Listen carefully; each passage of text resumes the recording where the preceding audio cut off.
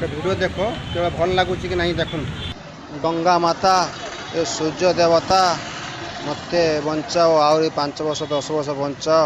ମୁଁ ଏବେ ଗାଧେଇକିରି ମୁଁ ପାଣି ଆମ ହାତ ଟେକୁଛି।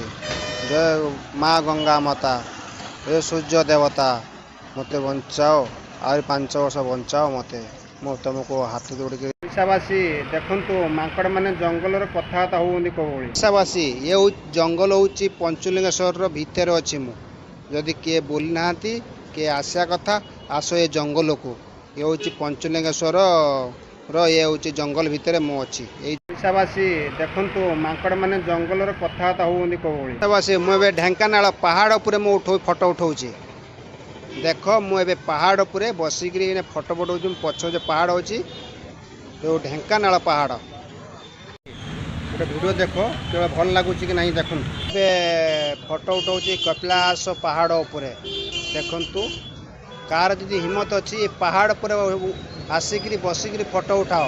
ମୋର ହିମ୍ମତ ଅଛି, ମୁଁ ପାହାଡ଼ ଉପରେ ବସିକିରି ମୁଁ ଫଟୋ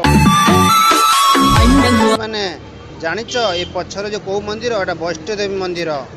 ଯଦି କିଏ ଆସିବ ତାହେଲେ ଆସ, ଫଟୋ ଉଠାଅ, ବ୍ଲଗିଂ କର, ଯାଅ। ଦେଖ ଏ ମନ୍ଦିର ହେଉଛି ଜଙ୍ଗଲରୁ ଆଜି ଆସିଲେ। ଆଉ ଏ ଜଗନ୍ନାଥ ମନ୍ଦିର ଆଜି ରଥଯାତ୍ରା ପୁରୀକିରି ଆଉ ମନ୍ଦିର ପାଖରେ ଠିଆ ହେଇକିରି ଗୋଟେ ଫଟୋ ଉଠଉଛି।